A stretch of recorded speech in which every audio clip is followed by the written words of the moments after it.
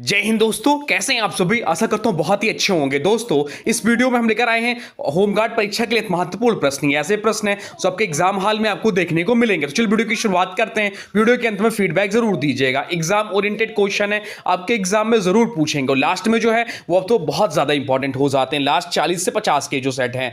चलिए वीडियो की शुरुआत करते हैं, देखते हैं पहला क्वेश्चन क्या पूछा है आपसे। पहला क्वेश्चन पूछा, उत्तर प्रदेश होमगार्ड का गठन किस अधिनियम के तहत किया गया है। आपसे पूछा है कि उत्तर प्रदेश होमगार्ड का गठन किस अधिनियम के तहत किया गया है। बताइए राइट आंसर क्या है। तो राइट आंसर जो हो जाएगा, चलिए मेरे साथ राइट आंसर आप लोग कमेंट बॉक्स में लिखते चलिए। बताइए इस प्रश्न का राइट आंसर क्या हो जाएगा। राइट आंसर हो जाएगा option C, Uttar Pradesh home guards अधिनियम 1963 के तहत। यह अधिनियम दिसंबर 1963 में पारित हुआ था।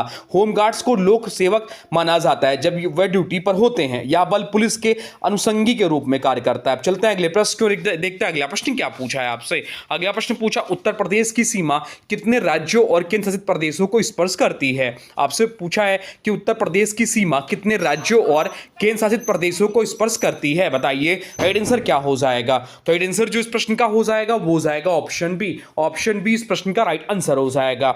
8 कुल मिलाकर 9, 8 राज्य और एक केंद्र शासित प्रदेश दिल्ली। राज्यों के नाम है उत्तराखंड, हिमाचल प्रदेश, हरियाणा, राजस्थान, एमपी, छत्तीसगढ़, झारखंड और बिहार। उत्तर प्रदेश की सबसे लंबी सीमा मध्य प्रदेश के साथ लगती है, यह भी ध्यान रखिएगा। चलते हैं अगले प्रश्न क्यों देखते हैं। अगला प्रश्न क्या पूछा है आपसे। अगला प्रश्न पूछा, भारतीय संविधान के किस अनुच्छेद में ग्राम पंचायतों के संगठन का निर्देश दिया गया है। आपसे पूछा कि भारतीय संविधान के किस अनुच्छेद में ग्राम पंचायतों के संगठन का निर्देश दिया गया है। बताइए राइट आंसर क्या हो जाएगा। तो राइट आंसर जो इस प्रश्न का हो जाएगा वो हो जाएगा ऑप्शन बी, अनुच्छेद 40 इस प्रश्न का राइट आंसर हो जाएगा। या गांधीवादी सिद्धांतों पर आधारित नीति निर्देशक तत्वों का हिस्सा है। इसी अनुच्छेद को आधार मानकर 73वां संविधान संशोधन किया गया था। ग्राम स्तर पर सुरक्षा में होमगार्ड्स की भूमिका अत्यंत महत्वपूर्ण होती है। चलते हैं अगले प्रश्न को देखते हैं। अगला प्रश्न क्या पूछा है आपसे। अगला प्रश्न पूछा, भारत का ग्रैंड ओल्ड मैन किसे कहा जाता है। आपसे पूछा grand old man of India किसे कहा जाता है। या इंपॉर्टेंट प्रश्न आपके एग्जाम में पूछेगा।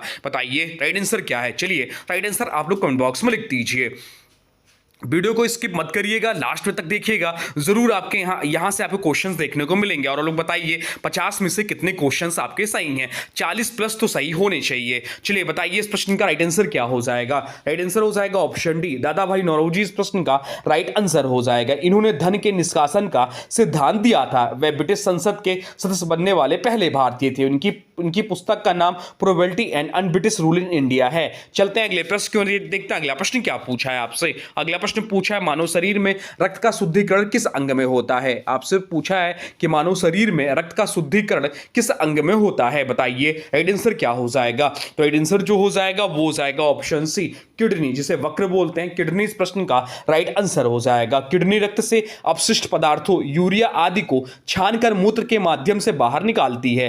किडनी की कार्यात्मक इकाई को नेफ्रॉन कहते हैं। डायलिसिस की प्रक्रिया किडनी खराब होने पर अपनाई जाती है। चलते हैं अगले प्रश्न को देखते हैं। अगला प्रश्न क्या पूछा है आपसे। अगला प्रश्न पूछा, पुलिस विभाग में थाने का प्रभारी आमतौर पर किस रैंक का अधिकारी होता है। आपसे पूछा है कि पुलिस विभाग में थाने का प्रभारी आमतौर पर किस रैंक का अधिकारी होता है। बताइए राइट आंसर क्या हो जाएगा। राइट आंसर कमेंट बॉक्स में लिख दीजिए। तो राइट आंसर जो हो जाएगा वो हो जाएगा ऑप्शन बी। ऑप्शन बी इस प्रश्न का राइट आंसर हो जाएगा। उप निरीक्षक, जिसे एसआई बोलते हैं, निरीक्षक यानी कि इंस्पेक्टर, इसे एसएचओ यानी कि स्टेशन हाउस ऑफिसर या एसओ स्टेशन ऑफिसर कहा जाता है। थाने की जीडी यानी कि जर्नल डायरी का उत्तरदायित्व इसी अधिकारी पर होता है। होमगार्ड्स को ड्यूटी के लिए इसी अधिकारी के निर्देशन में तैनात किया जाता है। चलते हैं अगले प्रश्न की ओर देखते हैं। अगला प्रश्न क्या पूछा है आपसे। अगला प्रश्न पूछा, विटामिन B1 की कमी से कौन सा रोग होता है। आपसे पूछा है कि विटामिन B1 की कमी से कौन सा रोग होता है। बताइए राइट आंसर क्या हो जाएगा। तो विटामिन B1 की कमी से जो रोग होता है वो होता है बेरी इस प्रश्न का राइट आंसर हो जाएगा।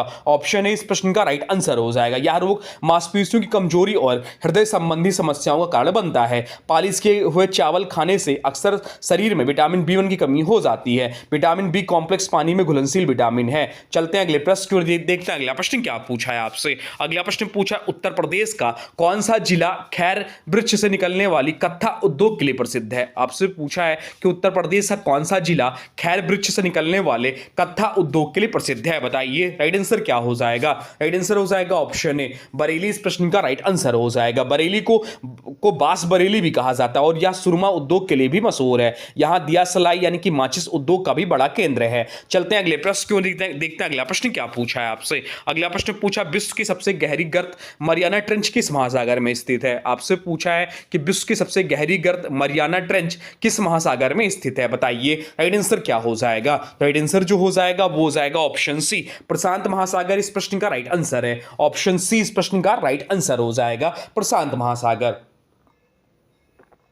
इसकी गहराई लगभग 11,022 मीटर है जो माउंट एवरेस्ट की ऊंचाई से भी अधिक है। यह फिलीपींस के पास स्थित है। चलते हैं अगले प्रश्न की ओर देखते हैं अगला प्रश्न क्या पूछा है आपसे। अगला प्रश्न पूछा कंप्यूटर में Ctrl+C और Ctrl+B कमांड का क्या तात्पर्य है? आपसे पूछा Ctrl+C और Ctrl+B कमांड का क्या तात्पर्य है? बताइए राइट आंसर क्या हो जाएगा? तो इस प्रश्न का जो राइट आंसर हो जाएगा वो हो जाएगा ऑप्शन बी कॉपी और पेस्ट। Ctrl+C से कॉपी होता है और Ctrl+B से पेस्ट होता है। Ctrl+X का उपयोग कट करने के लिए किया जाता है। Ctrl+Z का उपयोग अंडू करने के लिए होता है। Ctrl+S का उपयोग फाइल को सेव करने के लिए किया जाता है। तो 5 पॉइंट बताएं आपको। Ctrl+C कॉपी होती है, Ctrl+B पेस्ट होता है, Ctrl+X का उपयोग कट करने के लिए किया जाता है, Ctrl+Z का उपयोग अंडू करने के लिए होता है, Ctrl+S का उपयोग फाइल सेव के लिए होता है। ये पांचों में से एक क्वेश्चन आपके एग्जाम हॉल में आपको देखने को मिलेंगे। चलते हैं अगले प्रश्न की ओर देखते हैं अगला प्रश्न क्या पूछा है आपसे। अगला प्रश्न पूछा उत्तर प्रदेश के किस जिले को धनुष का शहर या रामनगर के रूप में जाना जाता है जहां रामायण संग्रहालय भी बनाया जा रहा है? आपसे पूछा कि उत्तर प्रदेश के किस जिले को धनुष का शहर या रामनगर के रूप में जाना जाता है जहां रामायण संग्रहालय भी बनाया जा रहा है? बताइए राइट आंसर क्या हो जाएगा? राइट आंसर हो जाएगा ऑप्शन बी अयोध्या इस प्रश्न का राइट आंसर हो जाएगा। अयोध्या सरयू नदी किनारे स्थित है। अब एग्जाम में पूछता है किस नदी किनारे स्थित है, तो सरयू नदी किनारे स्थित है अयोध्या। यहां राम की पैड़ी और हनुमानगढ़ी प्रसिद्ध धार्मिक स्थल है। अयोध्या को प्राचीन काल में साकेत के नाम से भी जाना जाता है। अब चलते हैं अगले प्रश्न की देखते हैं अगला प्रश्न क्या पूछा है आपसे। अगला प्रश्न जो पूछा है वह पूछा है भारतीय संविधान के किस अनुच्छेद के तहत राज्यपाल को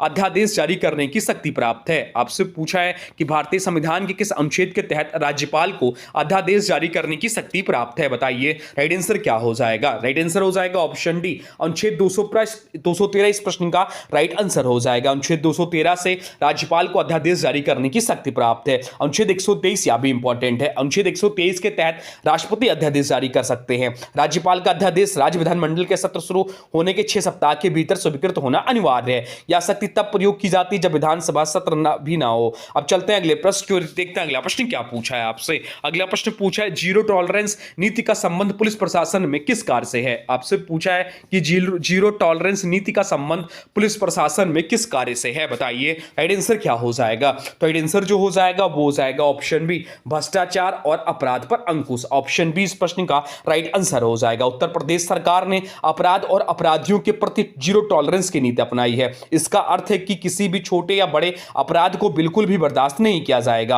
होमगार्ड्स को भी ड्यूटी के दौरान ईमानदारी और सतर्कता बरतने के लिए इसी नीति का हिस्सा माना जाता है। चलते हैं अगले प्रश्न की ओर देखते हैं अगला प्रश्न क्या पूछा है आपसे। अगला प्रश्न पूछा उत्तर प्रदेश का कौन सा जिला खेल के सम्मान के लिए पूरी दुनिया में मशहूर है? बताइए राइट आंसर क्या हो जाएगा? तो इस प्रश्न का जो राइट आंसर है वो है ऑप्शन ए मेरठ इस प्रश्न का राइट आंसर हो जाएगा। मेरठ के क्रिकेट बैट और हॉकी स्टिक अंतरराष्ट्रीय स्तर पर पसंद किए जाते हैं। इसे भारत की स्पोर्ट्स सिटी भी कहा जाता है। मेरठ में ही 1857 की क्रांति की शुरुआत हुई थी। चलते हैं अगले प्रश्न की ओर देखते हैं अगला प्रश्न क्या पूछा है आपसे। अगला प्रश्न पूछा है रक्तचाप मापने के लिए किस यंत्र का प्रयोग किया जाता है? आपसे पूछा है कि रक्तचाप मापने के लिए किस यंत्र का प्रयोग किया जाता है? बताइए राइट आंसर क्या है? राइट आंसर है ऑप्शन बी स्फेग्नोमैनोमीटर इस प्रश्न का राइट आंसर हो जाएगा। ऑप्शन बी इस प्रश्न का राइट आंसर हो जाएगा। एक स्वस्थ मनुष्य का सामान्य रक्तचाप 120/80 mmHg होता है। हाइपरटेंशन तब होता है जब यह सीमा से अधिक बढ़ जाता है, यानी कि हाई बीपी होता है। बैरोमीटर का उपयोग वायुमंडलीय दबाव मापने के लिए होता है। चलते हैं अगले प्रश्न क्यों देखते हैं अगला प्रश्न क्या पूछा है आपसे। अगला प्रश्न पूछा उत्तर प्रदेश के वर्तमान मुख्यमंत्री हेल्पलाइन पोर्टल पर शिकायत करने के बाद उसका समाधान कौन सुनिश्चित करता है? बताइए राइट आंसर क्या हो जाएगा? तो राइट आंसर जो हो जाएगा वो हो जाएगा ऑप्शन डी संबंधित विभाग और मुख्यमंत्री कार्यालय। मुख्यमंत्री हेल्पलाइन है क्या? तो 1076 नंबर जो है या हेल्पलाइन नंबर है। यह हेल्पलाइन 24/7 कार्य करती है और सीधे मुख्यमंत्री कार्यालय की निगरानी में रहती है। शिकायत का समाधान होने तक शिकायतकर्ता से फीडबैक भी लिया जाता है। चलते हैं अगले प्रश्न की ओर, देखते हैं अगला प्रश्न क्या पूछा है आपसे। अगला प्रश्न पूछा, भारतीय दंड संहिता यानी कि आईपीसी की किस धारा में धोखाधड़ी के बारे में बताया गया है। आपसे पूछा है कि भारतीय दंड संहिता की किस धारा में धोखाधड़ी के बारे में बताया गया है, बताइए राइट आंसर क्या हो जाएगा। राइट आंसर हो जाएगा ऑप्शन सी, धारा 420 इस प्रश्न का राइट आंसर हो जाएगा। धारा 420 में धोखाधड़ी और बेईमानी से संपत्ति हड़पने के लिए सजा का प्रावधान है। धारा 378 चोरी से संबंधित है और धारा 300 हत्या की परिभाषा देती है। अब चलते हैं अगले प्रश्न की ओर, देखते हैं अगला प्रश्न क्या पूछा है आपसे। अगला प्रश्न पूछा, ऑपरेशन शक्ति का संबंध निम्नलिखित में से किससे है। आपसे पूछा कि ऑपरेशन शक्ति का संबंध निम्नलिखित में से किससे है, तो इट इज राइट आंसर जो हो जाएगा वो जाएगा ऑप्शन डी, परमाणु परीक्षण, द्वितीय परमाणु परीक्षण से। 1998 में अटल बिहारी वाजपेयी के कार्यकाल में पोखरण में किए गए परमाणु परीक्षण को ऑपरेशन शक्ति नाम दिया गया। महिला सुरक्षा के लिए उत्तर प्रदेश में मिशन शक्ति चलाया जा रहा है। भारत ने अपना पहला परमाणु परीक्षण 1974 में किया था। स्माइलिंग बुद्धा इसका कोड नेम था। अब चलते हैं अगले प्रश्न की ओर, देखते हैं अगला प्रश्न क्या पूछा है आपसे। अगला प्रश्न पूछा, भारत की सबसे लंबी नदी कौन सी है जो पूरी तरह से भारत में ही बहती है। आपसे पूछा है कि भारत की सबसे लंबी नदी कौन सी है जो पूरी तरह से भारत में बहती है। इसे घुमा करके प्रश्न आपसे पूछेगा, बताइए राइट आंसर क्या हो जाएगा। राइट आंसर हो जाएगा ऑप्शन ए, गंगा इस प्रश्न का राइट आंसर हो जाएगा। गंगा की कुल लंबाई 2525 किलोमीटर है। दक्षिण भारत की सबसे लंबी नदी गोदावरी है, जिसे वृद्ध गंगा भी कहते हैं। ब्रह्मपुत्र और सिंधु नदियां गंगा से लंबी हैं, लेकिन उनका बड़ा हिस्सा भारत के बाहर बहता है। चलते हैं अगले प्रश्न की ओर, देखते हैं अगला प्रश्न क्या पूछा है आपसे। अगला प्रश्न पूछा, कंप्यूटर में डेटा की सबसे छोटी इकाई क्या है। आपसे पूछा है कि कंप्यूटर में डेटा की सबसे छोटी इकाई क्या है, बताइए राइट आंसर क्या हो जाएगा। तो राइट आंसर जो हो जाएगा वो जाएगा ऑप्शन बी, बिट इस प्रश्न का राइट आंसर हो जाएगा। ऑप्शन बी इस प्रश्न का राइट आंसर हो जाएगा बिट। एक बिट्स मिलकर 8 बाइट बनाते हैं, एक बिट्स मिलकर 8 बाइट बनाते हैं। 4 बिट्स मिलकर एक निबल बनाते हैं। 1024 बाइट मिलकर एक कीबी यानी किलोबाइट बनाते हैं। चलते हैं अगले प्रश्न की ओर, देखते हैं अगला प्रश्न क्या पूछा है आपसे। अगला प्रश्न पूछा, उत्तर प्रदेश के किस जिले को बांस की टोकरी और सुरमा नगरी कहा जाता है। आपसे पूछा कि उत्तर प्रदेश के किस जिले को बांस की टोकरी और सुरमा नगरी कहा जाता है, बताइए राइट आंसर क्या हो जाएगा। तो राइट आंसर जो हो जाएगा वो जाएगा ऑप्शन बी, बरेली इस प्रश्न का राइट आंसर हो जाएगा। बरेली का सुरमा पूरे देश में प्रसिद्ध है। इसे बांस बरेली के नाम से भी जाना जाता है क्योंकि यहां बांस का फर्नीचर और व्यापार बड़े स्तर पर होता है। बरेली में ही भारतीय पशु चिकित्सा अनुसंधान संस्थान स्थित है। चलते हैं अगले प्रश्न की ओर, देखते हैं अगला प्रश्न क्या पूछा है आपसे। अगला प्रश्न पूछा, भारतीय संविधान का अनुच्छेद 51A किससे संबंधित है। आपसे पूछा है कि भारतीय संविधान का अनुच्छेद 51A किससे संबंधित है, बताइए राइट आंसर क्या हो जाएगा। राइट आंसर हो जाएगा ऑप्शन सी, मौलिक कर्तव्य से संबंधित है। ऑप्शन सी इस प्रश्न का राइट आंसर हो जाएगा। मौलिक कर्तव्यों को 42वें संविधान संशोधन 1976 द्वारा जोड़ा गया। इन्हें सरदार स्वर्ण सिंह समिति की सिफारिश पर रूस के संविधान से लिया गया। वर्तमान में कुल 11 मौलिक कर्तव्य हैं। चलते हैं अगले प्रश्न को, देखते हैं अगला प्रश्न क्या पूछा है आपसे। अगला प्रश्न पूछा, ब्लड ग्रुप यानी कि रक्त समूह की खोज किसने की थी। आपसे पूछा कि ब्लड ग्रुप यानी कि रक्त समूह की खोज किसने की थी, बताइए राइट आंसर क्या हो जाएगा। राइट आंसर हो जाएगा option D, Karl Landsteiner ने। ऑप्शन डी इस प्रश्न का राइट आंसर हो जाएगा। कार्ल लैंड स्टीनर ने ए, बी और ओ रक्त समूह की खोज की। ओ ग्रुप को इंपॉर्टेंट है, ओ ग्रुप को सर्वदाता और AB को सर्वग्राही कहा जाता है। विलियम हार्वे ने रक्त परिसंचरण की खोज की थी। अब चलते हैं अगले प्रश्न की ओर, देखते हैं अगला प्रश्न क्या पूछा है आपसे। अगला प्रश्न पूछा है, पुलिस द्वारा किसी व्यक्ति को बिना वारंट तलाशी लेने की शक्ति CRPC किस धारा में दी गई है। आपसे पूछे कि पुलिस द्वारा किसी व्यक्ति को बिना वारंट तलाशी लेने की शक्ति CRPC किस धारा में दी गई है, तो राइट आंसर जो हो जाएगा वो जाएगा ऑप्शन सी, धारा 165 इस प्रश्न का राइट आंसर हो जाएगा। यदि पुलिस अधिकारी को विश्वास है कि जांच में देरी होने से सबूत नष्ट हो सकते हैं तो वह धारा 165 का प्रयोग कर सकता है। धारा 51 के तहत गिरफ्तार व्यक्ति की तलाशी ली जाती है। तलाशी के समय कम से कम 2 स्वतंत्र गवाहों का होना आवश्यक है। अब चलते हैं अगले प्रश्न की ओर, देखते हैं अगला प्रश्न क्या पूछा है आपसे। अगला प्रश्न पूछा, उत्तर प्रदेश के किस जिले में भगवान राम की 251 मीटर ऊंची प्रतिमा स्थापित करने की योजना है। आपसे पूछे कि उत्तर प्रदेश के किस जिले में भगवान राम की 251 मीटर ऊंची प्रतिमा स्थापित करने की योजना है, बताइए राइट आंसर क्या हो जाएगा। राइट आंसर हो जाएगा ऑप्शन बी, बी अयोध्या इस प्रश्न का राइट आंसर हो जाएगा, या विश्व की सबसे ऊंची प्रतिमाओं में से एक होगी। अयोध्या में ही मर्यादा पुरुषोत्तम श्री राम अंतर्राष्ट्रीय हवाई अड्डा बनाया गया। राम मंदिर का निर्माण नागर शैली में किया गया है। अब चलते हैं अगले प्रश्न की ओर, देखते हैं अगला प्रश्न क्या पूछा है आपसे। अगला प्रश्न पूछा है वायुमंडल में ऑक्सीजन की मात्रा लगभग कितने प्रतिशत है। आपसे पूछा कि वायुमंडल में ऑक्सीजन की मात्रा कितने प्रतिशत है, बताइए राइट आंसर क्या हो जाएगा। तो राइट आंसर जो हो जाएगा वो हो जाएगा ऑप्शन बी 21% है। ऑक्सीजन 21% है, नाइट्रोजन जो है 78% है, और कार्बन डाइऑक्साइड की प्रतिशत मात्रा जो है, कार्बन डाइऑक्साइड जो प्रतिशत मात्रा है वो 0.3 है। ऊंचाई पर जाने पर ऑक्सीजन का स्तर कम होने लगता है। चलते हैं अगले प्रश्न की ओर, देखते हैं अगला प्रश्न क्या पूछा है आपसे।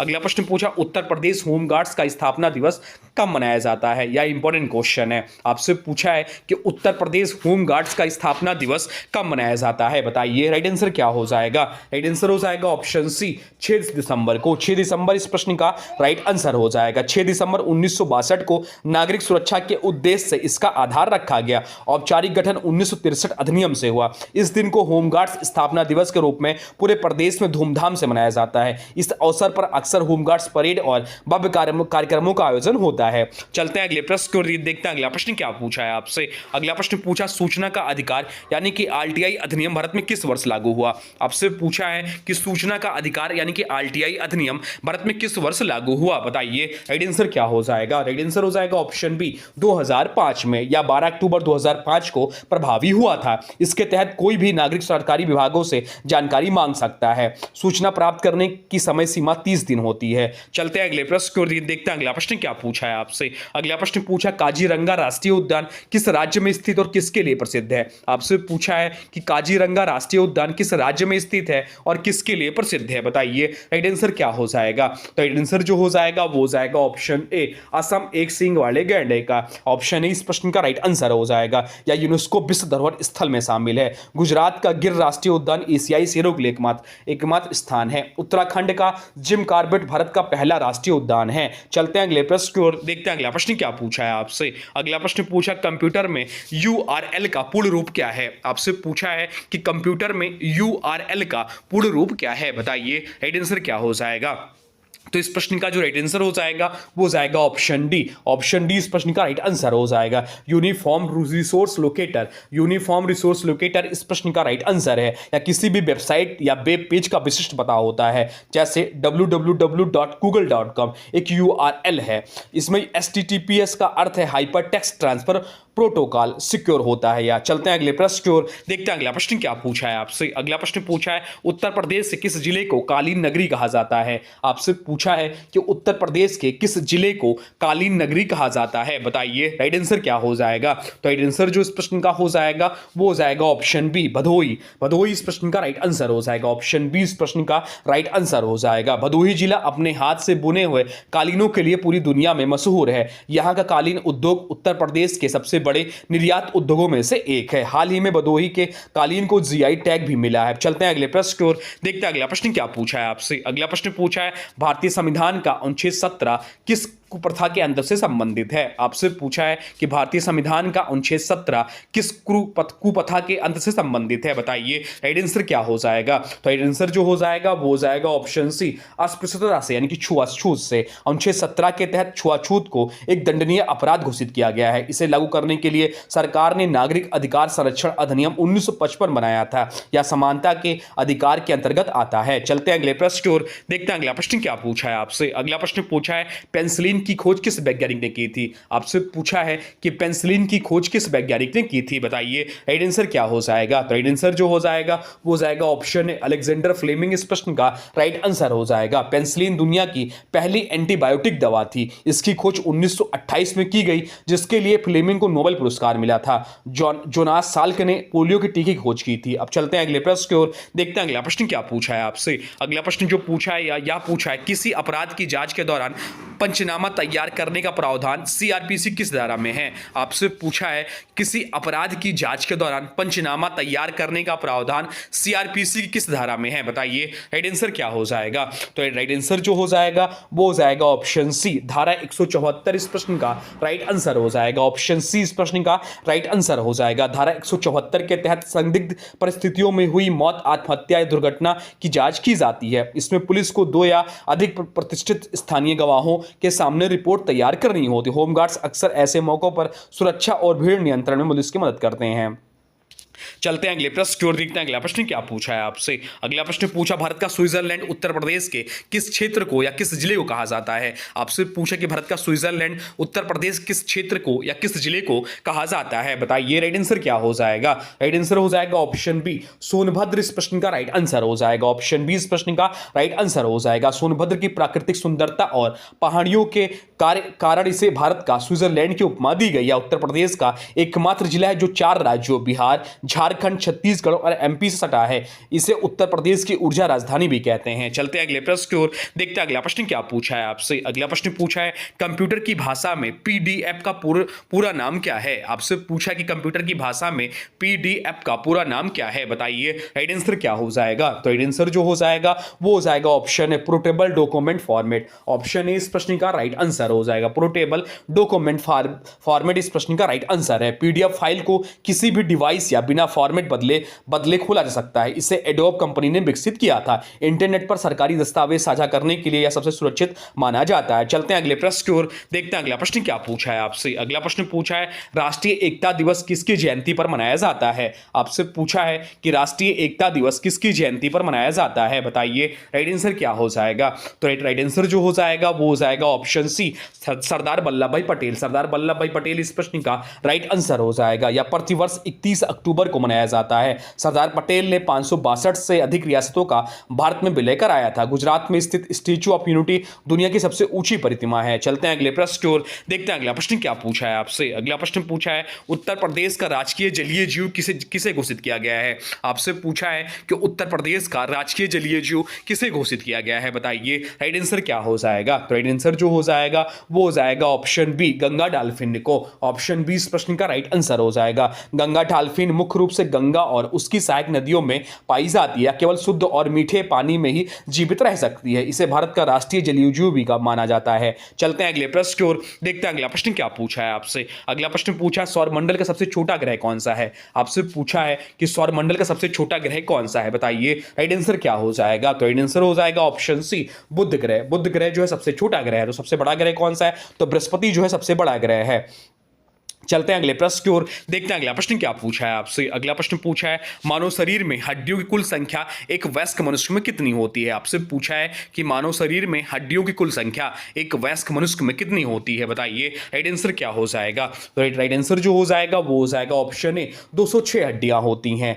जन्म के समय शिशुओं में हड्डियों की संख्या लगभग 270 से 300 तक होती है। जैसे जैसे बच्चा बड़ा होता है कुछ हड्डियां आपस में जुड़ जाती हैं। मानव शरीर की सबसे छोटी हड्डी स्टेपीज कान में पाई जाती है। चलते हैं अगले प्रश्न की ओर, देखते हैं अगला प्रश्न क्या पूछा है आपसे। अगला प्रश्न पूछा, उत्तर प्रदेश के किस जिले को चावल का कटोरा कहा जाता है। आपसे पूछा है कि उत्तर प्रदेश के किस जिले को चावल का कटोरा कहा जाता है, बताइए राइट आंसर क्या हो जाएगा। तो राइट आंसर जो हो जाएगा वो हो जाएगा ऑप्शन ए चंदौली, इस प्रश्न का राइट आंसर हो जाएगा। ऑप्शन ए इस प्रश्न का राइट आंसर हो जाएगा। चंदौली में धान की पैदावार बहुत अधिक होती है, इसलिए इसे यह उपमा दी गई है। यहाँ का काला नमक चावल भी बहुत प्रसिद्ध है जिसे जीआई टैग प्राप्त है। चंदौली जिला वाराणसी से अलग होकर बना था। चलते हैं अगले प्रश्न की ओर। चंदौली जिला जो है वाराणसी से अलग होकर बना था। चलते हैं अगले प्रश्न की ओर, देखते हैं अगला प्रश्न क्या पूछा है आपसे। अगला प्रश्न पूछा है, भारतीय संविधान के किस अनुच्छेद में वित्तीय आपातकाल का प्रावधान है, बताइए राइट आंसर क्या है। तो राइट आंसर जो हो जाएगा वो हो जाएगा ऑप्शन सी अनुच्छेद 360 इस प्रश्न का राइट आंसर हो जाएगा। भारत में आज तक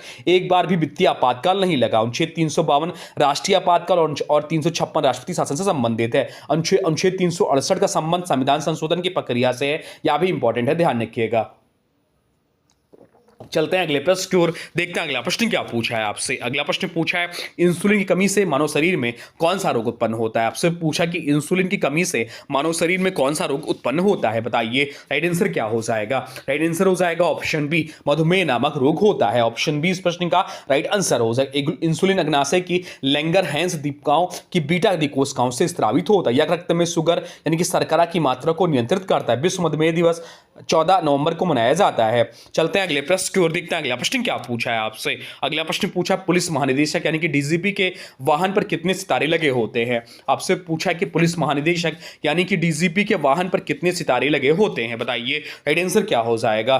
तो राइट आंसर जो इस प्रश्न का हो जाएगा वो हो जाएगा ऑप्शन बी, 3 सितारे। ऑप्शन बी इस प्रश्न का राइट आंसर हो जाएगा, 3 सितारे लगे होते हैं। डीजीपी राज्य पुलिस का सर्वोच्च पद होता है। इसके वाहन पर 3 सितारे और एक गहरे नीले रंग का ध्वज होता है। होम गार्ड्स का सर्वोच्च पद कमांडेंट जनरल होता है, जो अक्सर डीजी रैंक का अधिकारी होता है। चलते हैं अगले प्रश्न की ओर, देखते हैं अगला प्रश्न क्या पूछा है आपसे। अगला प्रश्न पूछा उत्तर प्रदेश का कौन सा शहर हथकरघा उद्योग और रेशमी साड़ियों के लिए प्रसिद्ध है। आपसे पूछा कि उत्तर प्रदेश का कौन सा शहर हथकरघा उद्योग और रेशमी साड़ियों के लिए प्रसिद्ध है, बताइए राइट आंसर क्या हो जाएगा। राइट आंसर हो जाएगा ऑप्शन डी, वाराणसी इस प्रश्न का राइट आंसर हो जाएगा। बनारसी साड़ी दुनिया भर में अपनी रेशम की बुनाई और जरी के काम के लिए जानी जाती है। वाराणसी को भारत की सांस्कृतिक राजधानी भी कहा जाता है। यहाँ का हस्तशिल्प संकुल संग्रहालय देखने लायक है। चलते हैं अगले प्रश्न की ओर, देखते हैं अगला प्रश्न क्या पूछा है आपसे। अगला प्रश्न पूछा इंटरनेट पर फाइल भेजने के लिए किस प्रोटोकॉल का उपयोग किया जाता है। आपसे पूछा है कि इंटरनेट पर फाइल भेजने के लिए किस प्रोटोकॉल का उपयोग किया जाता है। राइट आंसर हो जाएगा ऑप्शन बी, एफटीपी इस प्रश्न का राइट आंसर है। एफटीपी का पूरा नाम फाइल ट्रांसफर प्रोटोकॉल है। एसएमटीपी की बात करें तो सिंपल मेल ट्रांसफर प्रोटोकॉल है। आईपी का अर्थ इंटरनेट प्रोटोकॉल है। तो ये सब पॉइंट ध्यान रखिएगा। चलते हैं अगले प्रश्न की ओर, देखते हैं अगला प्रश्न क्या पूछा है आपसे। अगला प्रश्न पूछा है उत्तर प्रदेश में मिर्जापुर और सोनभद्र में कौन सा लोक नृत्य सबसे अधिक प्रचलित है। आपसे पूछा है कि उत्तर प्रदेश में मिर्जापुर और सोनभद्र में कौन सा लोक नृत्य सबसे अधिक प्रचलित है, बताइए राइट आंसर क्या हो जाएगा। राइट आंसर हो जाएगा ऑप्शन ए, कर्मा इस प्रश्न का राइट आंसर हो जाएगा। ऑप्शन ए इस प्रश्न का राइट आंसर है। कर्मा नृत्य मुख्य रूप से खरवार जनजाति द्वारा किया जाता है। चरकुला नृत्य ब्रज क्षेत्र का प्रसिद्ध नृत्य है जिसमें सिर पर पहिया रखकर नाचते हैं। नौटंकी उत्तर प्रदेश का सबसे लोकप्रिय लोक नाटक है। चलते हैं अगले प्रश्न की ओर, देखते हैं अगला प्रश्न क्या पूछा है आपसे। अगला प्रश्न पूछा राष्ट्रीय मतदाता दिवस प्रतिवर्ष किस तिथि को मनाया जाता है। आपसे पूछा है कि राष्ट्रीय मतदाता दिवस प्रतिवर्ष किस तिथि को मनाया जाता है। तो राइट आंसर जो हो जाएगा वो हो जाएगा ऑप्शन ए, 25 जनवरी को। 25 जनवरी इस प्रश्न का राइट आंसर हो जाएगा। इसकी शुरुआत 2011 में निर्वाचन आयोग की स्थापना दिवस के उपलक्ष्य में हुई थी। 26 नवंबर को संविधान दिवस मनाया जाता है। मतदान की न्यूनतम आयु 21 वर्ष से घटाकर 18 वर्ष 61वें संविधान संशोधन द्वारा की गई थी। यह भी पॉइंट ध्यान रखिएगा। चलते हैं अगले प्रश्न की ओर, देखते हैं अगला प्रश्न क्या पूछा है आपसे। अगला प्रश्न पूछा है भारतीय दंड संहिता की धारा 144 लागू होने पर कम से कम कितने व्यक्तियों के एकत्र होने का पर प्रतिबंध होता है। पूछा है आपसे कि भारतीय दंड संहिता आईपीसी की धारा 144 लागू होने पर कम से कम कितने व्यक्तियों के एकत्र होने पर प्रतिबंध होता है, बताइए राइट आंसर क्या हो जाएगा। राइट आंसर हो जाएगा ऑप्शन बी, 5 या अधिक। ऑप्शन बी इस प्रश्न का राइट आंसर हो जाएगा। धारा 144 को गैर कानूनी जमाव रोकने के लिए लगाया जाता है। इसमें 5 या उससे अधिक लोगों को इकट्ठा होने पर, हथियार ले जाने पर पाबंदी होती है। होमगार्ड्स को अक्सर ऐसी स्थितियों में घेराबंदी और सुरक्षा के लिए तैनात किया जाता है। चलते हैं अगले प्रश्न की ओर, देखते हैं अगला प्रश्न क्या पूछा है आपसे। अगला प्रश्न पूछा भारत का प्रथम स्वदेशी कंप्यूटर कौन सा था। आपसे पूछा कि भारत का प्रथम स्वदेशी कंप्यूटर कौन था। तो राइट आंसर हो जाएगा परम 8000। परम 8000 इस प्रश्न का राइट आंसर हो जाएगा। परम 8000 भारत का पहला सुपर कंप्यूटर था जिसे सीडैक ने बनाया था। सिद्धार्थ भारत में निर्मित पहला सामान्य कंप्यूटर था। विजय भाटकर को भारतीय सुपर कंप्यूटर का जनक माना जाता है। तो ये थे आपके होमगार्ड परीक्षा के लिए जो कि 26, 27, 28 अप्रैल को आयोजित होने वाली है। इसके लिए महत्वपूर्ण 50 क्वेश्चन का सेट था जो आपके एग्जाम हाल के लिए बहुत ज्यादा महत्वपूर्ण है। एक एक क्वेश्चन को रट लीजिए क्योंकि यहां से क्वेश्चंस आपको देखने को मिलेंगे। तो चलिए अब आज के वीडियो से प्रश्न है, इसका राइट आंसर आप लोगों को कमेंट बॉक्स में बताना है। आज के वीडियो से प्रश्न है उत्तर प्रदेश के किस जिले को कालीन नगरी का कहा जाता है। आपसे पूछा है कि उत्तर प्रदेश के किस जिले को कालीन नगरी कहा जाता है, बताइए राइट आंसर क्या होगा। राइट आंसर कमेंट बॉक्स में लिख दीजिए और बताइए वीडियो कैसा लगा। और हाँ देखिए, अभी तक आपने वीडियो को लाइक नहीं किया तो प्लीज़ वीडियो को लाइक कर दीजिए और चैनल पर नए चैनल को सब्सक्राइब भी कर लीजिए। प्लीज़ वीडियो को लाइक जरूर करिएगा और वीडियो को शेयर जरूर करिएगा। चलिए मिलते हैं एक नए वीडियो में, तब तक के लिए thanks for watching railway exam target.